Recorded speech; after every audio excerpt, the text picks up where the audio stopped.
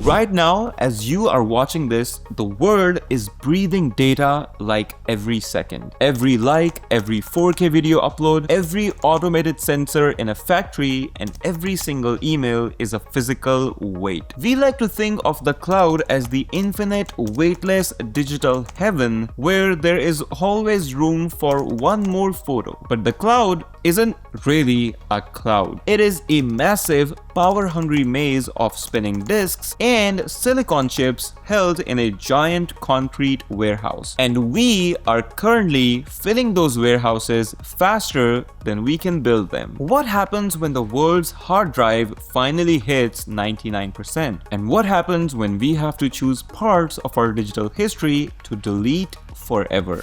Hey everyone, welcome back to the South Era Network. This is Tech Talks with Hasnan. Today we are taking a look at a looming crisis that most people don't even realize is happening: the storage gap. We are generating data at an exponential rate, but our ability to manufacture physical storage is only growing linearly. We are literally heading towards a data wall, and the consequences will change how you use the internet forever.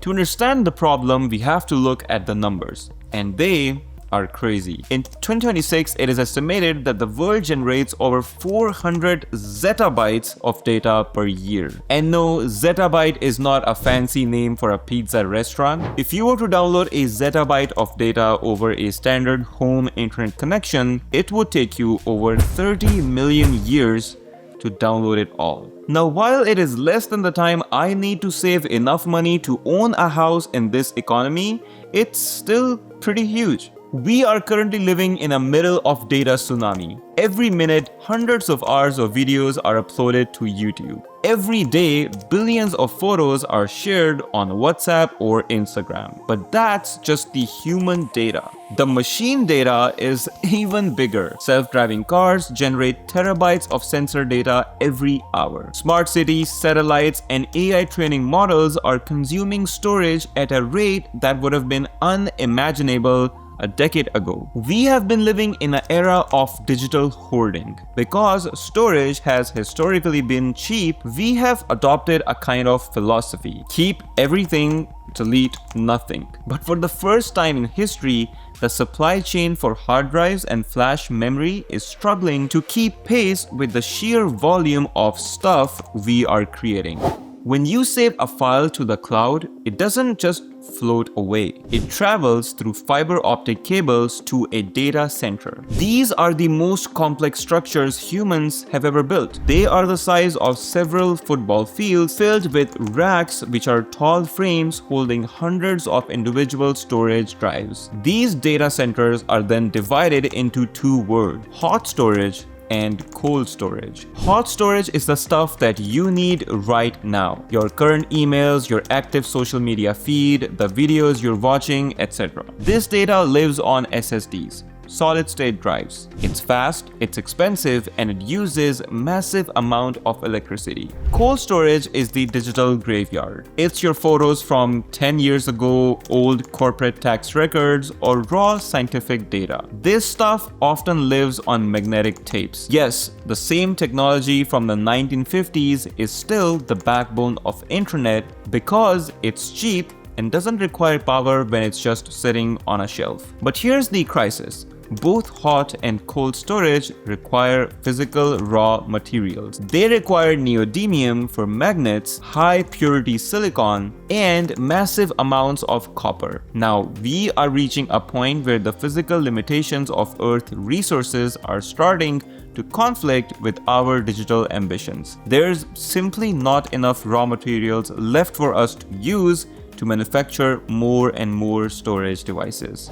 Imagine a world where a data wall has been hit. What does that look like for an average person like you or me? It starts with tiered internet. Today, Google gives you 15 GBs for free when you sign up for an email. Tomorrow, in a storage-deprived world, that free will be gone. Storage will literally become a luxury good. Suddenly, you have to pay for every single gigabyte. Social media platforms might start implementing an auto-delete feature that could potentially look like if your post doesn't get a certain amount of engagement within 30 days, then the high-resolution version of that content will be deleted to save up on the storage. We move from a world of permanent history to a world of temporary experiences. For businesses, the stakes are even higher. AI models require massive data sets to learn. If storage becomes too expensive, AI development slows down. Scientific research like the data from Large Hadron Collider or the James Webb Space Telescope might just have to be sampled rather than fully recorded, which basically means that we might lose scientific discoveries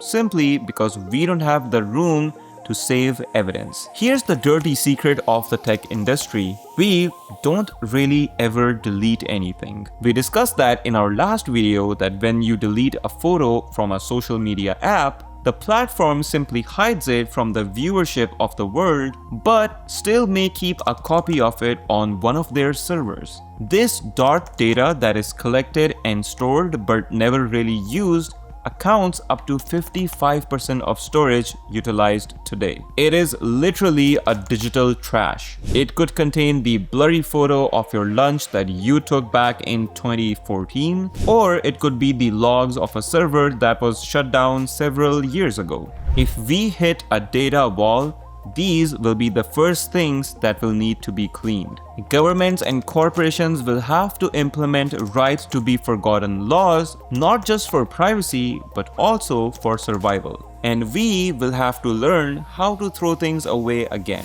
Now here's the thing. Technology doesn't like to lose. Scientists are already working on ways to store data that move beyond spinning disks and silicons. One of the most promising is DNA storage. Nature has already perfected high-density storage. The instructions to build a human are stored in a microscopic strand.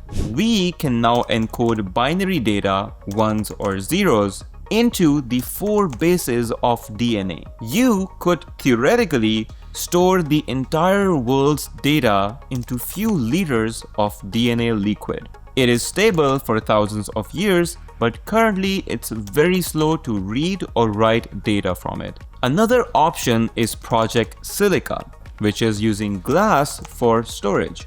Basically, using high-speed lasers, we can etch data into a piece of quartz glass. It can withstand being boiled, baked, or flooded, and it can store data for tens of thousands of years. One can say that it is the ultimate cloud storage solution. But these technologies are still years, if not decades away from being mass-produced. Right now, we are in a danger zone where our current technology is reaching its limits, but our future technology isn't yet ready to take over. This leads us to a fundamental realization. Information has a footprint. Every time you hit record on a 4K video of your cat, you are consuming a physical resource.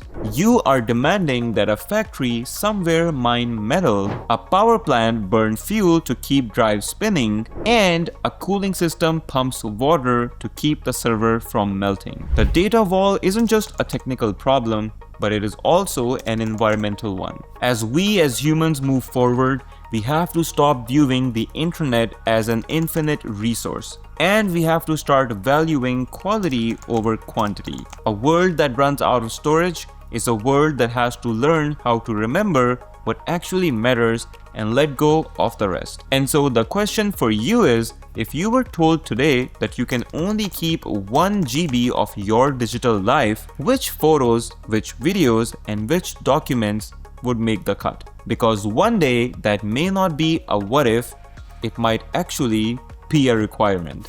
And that's it for today's video. If you enjoyed this deep dive into a world of data, hit that like button and also press that subscribe button. As always, thank you so much for watching the content, and I will see you in the next one.